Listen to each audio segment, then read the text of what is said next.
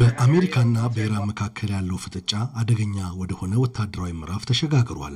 የዓለም የንግድ መስመር የሆነው የሆርሙዝ ሰርጥ መዘጋት ዓለምን በኑሮ ውድነት እያናወጠ ባለበት በዚህ ወቅት የዲፕሎማሲው መስኮት እየጠበበ ወታደራዊ አማራጭ ግን አይሏል። የዓለምን የነዳጅ ፍላጎት 1/5 20 በመቶ በሚያስተናግደው የሆርሙዝ ሰርጥ ላይ በአሁኑ ወቅት ሰላም ርቋል። በዚህ ጦርነት ምክንያት ላለፉት 2 ወራት የተጣለው የባህር ላይ ቀዳ ዓለም አቀፍ ንግድን ጎድቶታል። እንደ ዓለም አቀፉ የባህር ጉዞ ድርጅት መረጃ ከሆነ ወደ 2000 የሚጠጉ መርከቦችና 20,000 የሚሆኑ መርከበኞች በባህር ላይ ታግተው ይገኛሉ። በዚህም መርከበኞች ምግብና መድኃኒት ያለቀባቸው ባለበት ሁኔታ ፕሬዚደንት ዶናልድ ትራምፕ መርከቦቹን በኃይል ነፃ ለማውጣት ወታደራዊ ዘመቻ እንደሚጀምሩ አሳውቀዋል። አሜሪካ ለዚህ ተልዕኮ 15,000 ወታደሮችን፣ 100 የጦር አውሮፕላኖችና በርካታ የጦር መርከቦችን ወደ ቀጠናው ለማንቀሳቀስ መወሰኗ የቀጠናውን የጦርነት ስጋት ከፍ አድርጎታል።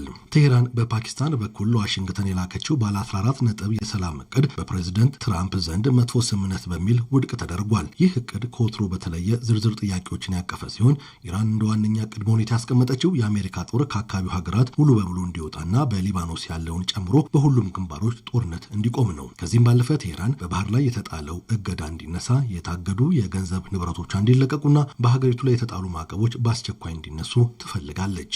ለደረሰባት ጥቃት የካሳ ክፍያ እንዲፈጸምና ወደፊት መሰል ግጭቶች እንዳይከሰቱ በሆርሙዝ ሰርጥ ላይ አዲስና ኢራንን ያሳተፈ ቁጥጥር ዘዴ እንዲዘረጋ ጠይቃለች። ይሁን እንጂ ዋሽንግተን ኢራን መጀመሪያ የኒኩለር ቁሳቁሷን ከ400 ኪሎ ግራም በላይ የሚሆነውን ዩራኒየም ክምችት አሳልፋ እንድትሰጥ በመፈለጓ የሰላም እቅዱ ለጊዜው ከጠረጴዛ ላይ ተነስቷል። የኒው አሜሪካ ዋና ስራ አስፈጻሚ ኤን ማሪ ሉተር እንደሚሉት አሜሪካ አሁን ያለችበት ሁኔታ እጅግ አደገኛ ከመሆኑም በላይ ለሰላም ያለው ድል እየጠበበ ነው። በዚህ ታሪካዊ ቀውስ ውስጥ አሜሪካ ብቸኛ የሆነች የመጣች ትመስላለች። ትራምፕ ከጀርመን ጋር በገቡበት አለመግባባት ሳቢያ 5,000 ወታደሮችን ከጀርመን ለማስወጣት መወሰናቸው በአውሮፓና በአሜሪካ መካከል ያለው የቆየ ወታደራዊ ትስስር አደጋ ላይ ጥሎታል። አድሚራል ጄምስ ስታብሪድስ እንደሚሉት አሜሪካ ወስዳቸው ግትርና አንዳንዴም አጋሮቿን የማያማክሩ እርምጃዎች አውሮፓውያን የራሳቸውን የመከላከያ መንገድ እንዲፈልጉና ከአሜሪካ መስመር እንዲወጡ ሊያደርጋቸው ይችላል።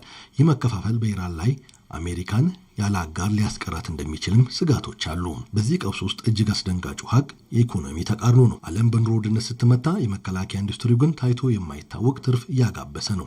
አሜሪካ ለ2027 የፈረንጆቹ የዘመን አቆጣጠር የጠየቀችው $1.5 ትሪሊዮን የመከላከያ በጀት እንደ ሪቴክስ ባሉ ኩባንያዎች የ110 በመቶ የገቢ እድገት አስገኝቷል። ይህ በጀት የተባበሩት መንግስታት ድርጅት ለ160 ዓመታት ሊጠቀምበት ከሚችለው የሰላም ማስከበር ወጪ ጋር እኩል ሲሆን የዓለምን ረሃብ ደግሞ ለ37 ዓመታት ሙሉ በሙሉ መመገብ የሚያስችል ግዙፍ ሀብት ነው። የነዳጅ ዋጋ በአንድ በርሜል $100 በላይ በመዝለሉ ታላላቅ የነዳጅ ኩባንያዎች በየሰዓቱ $30 ሚሊዮን ተጨማሪ ትርፍ እያጋበሱ ነው። ይህም የሆርሙዝ ሰርጥ ለድሃ ሀገራት የበለጠ ችግርን፣ ላደጉ ሀገራት ደግሞ ትርፍን እያስገኘ መሆኑን ማሳያ ነው። ኢራን የሆርሙዝ ሰርጥ እንዲከፈት የሰጠችው የ30 ቀናት የጊዜ ገደብ መቁጠርም ጀምሯል። ፕሬዚደንት ትራምፕ በውስጥ በኩል ከነዳጅ ዋጋ መናር ጋር በተያያዘ በቀጣይ በሚካሄደው የኮንግረስ ምርጫ የህዝብ ቁጣ ስጋት ቢኖርባቸውም በውጭ በኩል ግን ኃይልን የመጠቀም ዝንባሌ ጨምሯል። እናም የመጪው ወር ሂደት ዓለምን ወደ ሰፊ ቀጠናዊ ጦርነት ወይም ደግሞ ወደ አዲስ የሰላም ታሪክ ምዕራፍ የሚወስድ ይሆናል።